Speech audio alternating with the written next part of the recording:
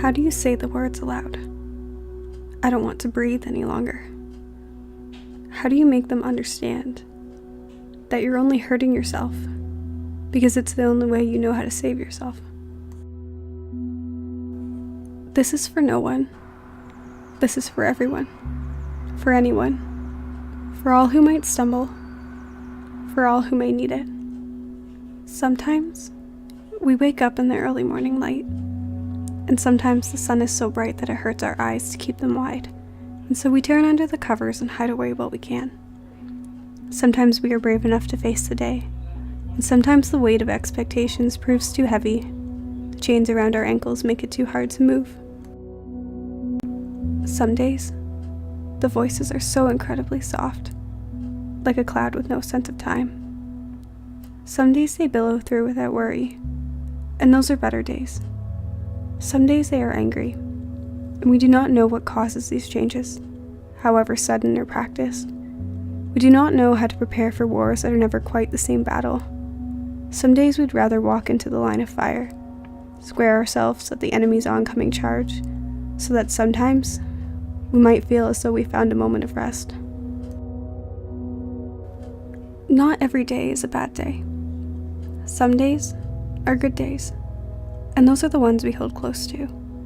We like to wrap those days in fine ribbons, tuck them away safely under the corner of a bed, in the back of a closet, on a shelf in a cupboard you can't quite reach without standing on a chair you dragged into the kitchen from the dining room. Those days are a mercy, and sometimes they're enough to convince us to move through the day we're stuck on, until we can get to the next one, because the people that love us say that the next one will be better, and we know we're supposed to believe them.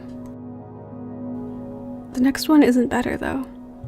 It's the same, mediocre at best, and thunderstorms of isolation and mistakes and screaming that you can't stop in motion.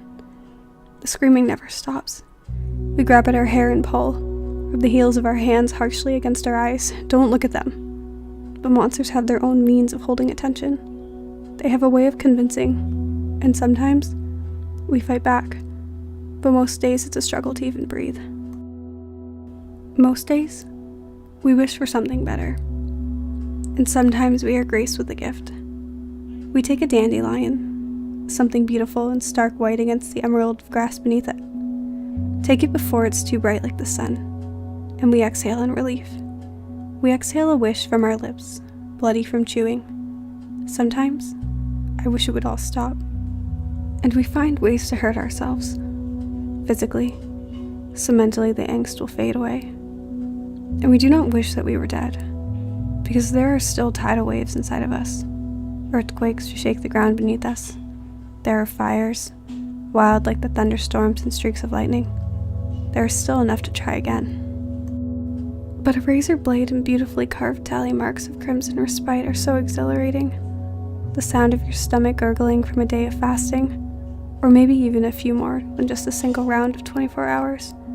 That sound is addicting like nothing else, because maybe if you got sick then you wouldn't have to face the rest of the world, because while it spins it puts you off balance. It's dizzying trying to keep up on a ride that you didn't set the pace of. It is sometimes too much to smile and pretend you're okay. Sometimes we drown trying to calm the rain.